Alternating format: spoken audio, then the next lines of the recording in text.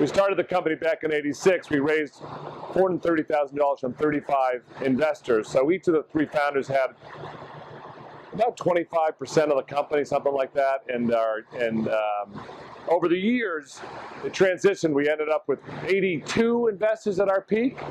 And then we did buybacks of stock from 1996 to 2004, where we got it down to we had 8 investors in the company. Rich and I each owned about 45%, and there were 6 other individuals that owned about 10 to 11% in total.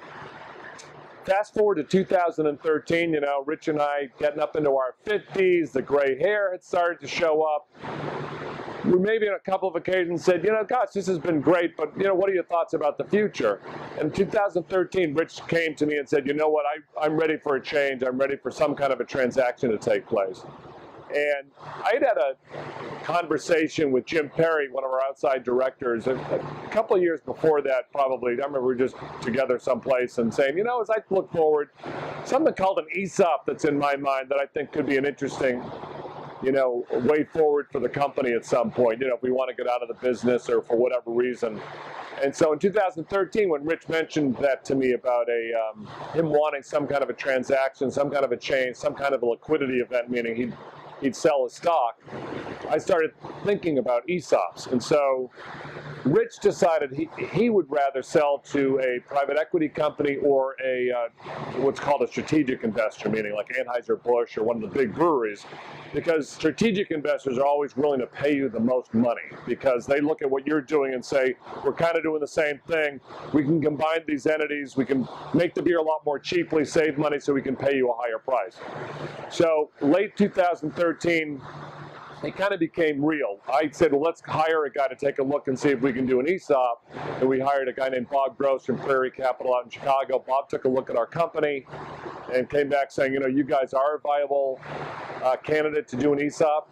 Rich at the same time had all these bankers coming in and private equity people and even some folks representing strategics taking a look at the business. And I had agreed I'd talk to them if he would entertain the ESOP idea.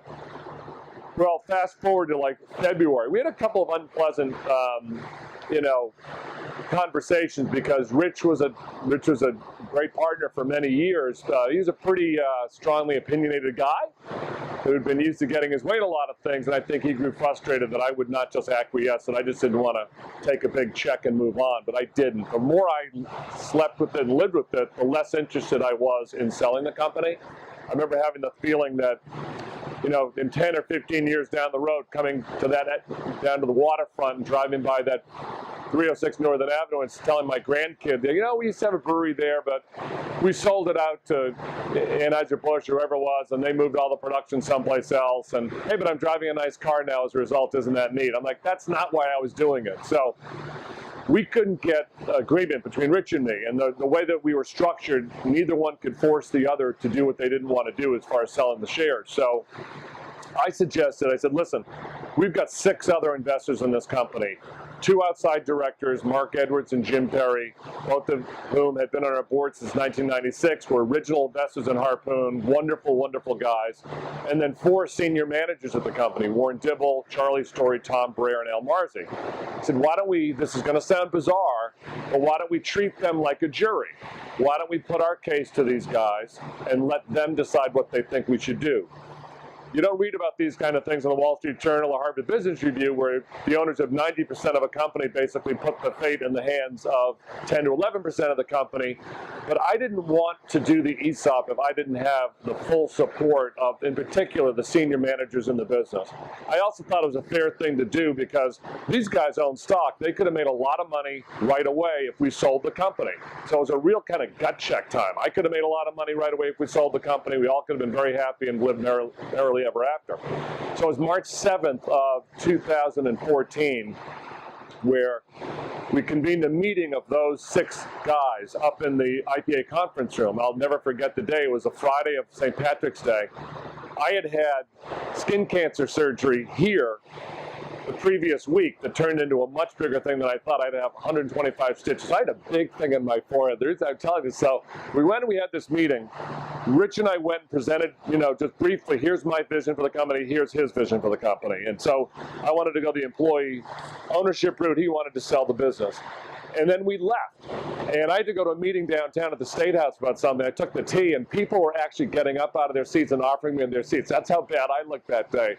But I came back and after a couple of hours, and these guys said, come on back up, and they told us the vote was 6-0 in favor of employee ownership, which again was, I wasn't surprised by the outcome, but if you kind of looked at the individuals, Jim Perry's one of my oldest friends. Mark Edwards, the other outside director, was Rich's closest and oldest friend. Al and Warren had worked with me. Tom and Charlie had worked with Rich. I mean, it really could have gone any which way. And all of those guys turned down money, turned down an immediate paycheck, some of the big paycheck, to go the employee ownership route. It was an incredibly emotional day. And another weird thing about it was we couldn't tell anybody.